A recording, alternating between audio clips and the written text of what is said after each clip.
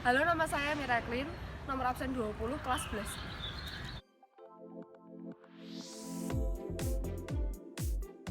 Jadi secara sederhana, komposisi dapat didefinisikan sebagai cara penempatan objek gambar secara serasi di atas bidang gambar, sehingga tidak menimbulkan kesan yang kaku, melelahkan, ataupun membingungkan.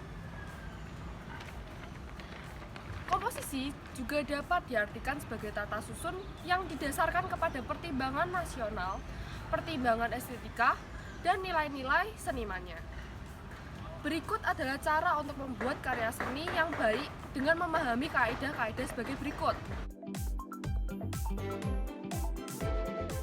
Yang pertama, ada yang namanya kesatuan, yaitu perpaduan antara unsur seni rupa yang saling menunjukkan adanya hubungan atau keterkaitan dengan kata lain tidak berdiri sendiri ataupun terpisah-pisah. Syarat utama agar karya seni enak dipandang itu adalah kesatuan. Nah, prinsip kesatuan sebenarnya memuat prinsip-prinsip lainnya. Kesatuan akan terwujud jika di dalamnya terdapat keserasian, keseimbangan, irama, dan fokus perhatian. Lalu yang kedua, ada yang namanya keserasian atau dalam bahasa Inggrisnya harmoni. Keserasian merupakan perpaduan unsur seni rupa yang selaras atau saling berhubungan, sehingga tidak bertentangan antara satu bagian dengan bagian yang lainnya. Keserasian dapat terbentuk karena adanya pengaturan unsur yang memiliki kedekatan bentuk atau nama lainnya kemiripan, perpaduan warna, maupun unsur peran atau fungsi. Nama saya Nicholas Brevon, saya dari kelas 11I nomor absen 22. Nah, pada kesempatan kali ini saya akan menjelaskan tentang keseimbangan atau yang bisa juga dikatakan dengan balance. Keseimbangan merupakan seimbang antara bagian satu dengan bagian lainnya, seperti contoh bagian kiri dengan bagian yang kanan dalam bidang gambar. Seimbang tidak perlu simetris, tetapi yang terpenting adalah bagian satu dengan bagian yang lainnya memiliki nilai yang sama, atau juga bisa disebut saling memiliki isi yang sama.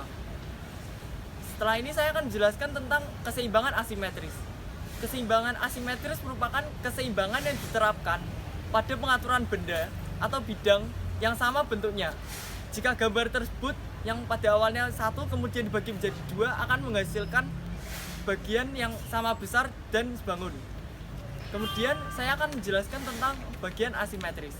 Keseimbangan asimetris merupakan keseimbangan yang diterapkan pada pengaturan benda atau beberapa bentuk yang memiliki warna yang tidak sama dan bentuk yang tidak sama, serta memiliki ukuran yang berbeda besarnya antara bangun satu dengan bangun lain. Nama saya Vincent Abad Tanggono. Saya absen 30 dari kelas 11I.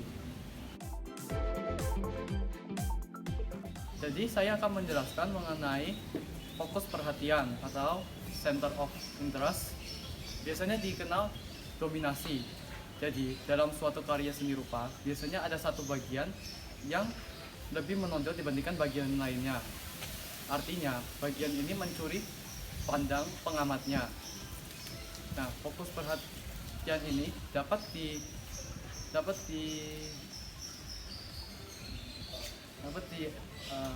digambarkan dengan pewarnaan yang beda, aksentuasi atau pengecualian bentuk, pengukuran yang berbeda, warna yang berbeda, dan sebagainya.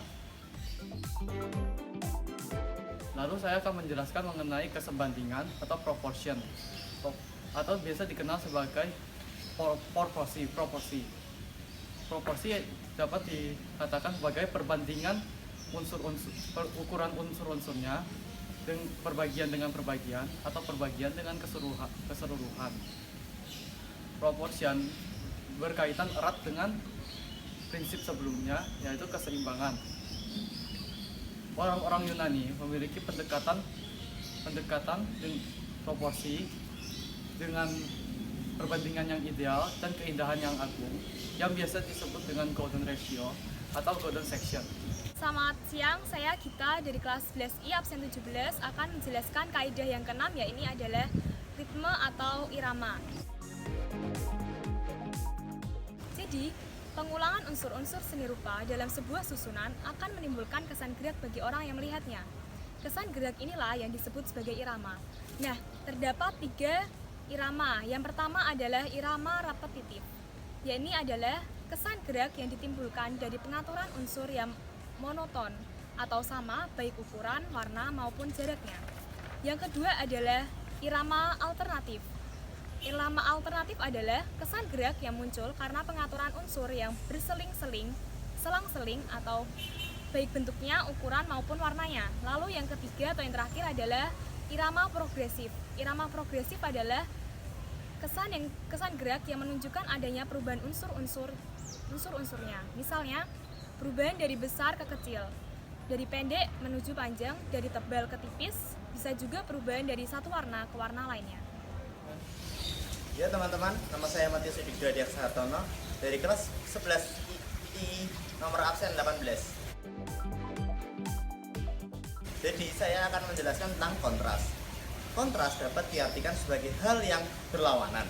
Kontras adalah perbedaan yang nyata dari dua macam unsur warna atau unsur bentuk yang berada dalam satu bidang dan ruang yang sama.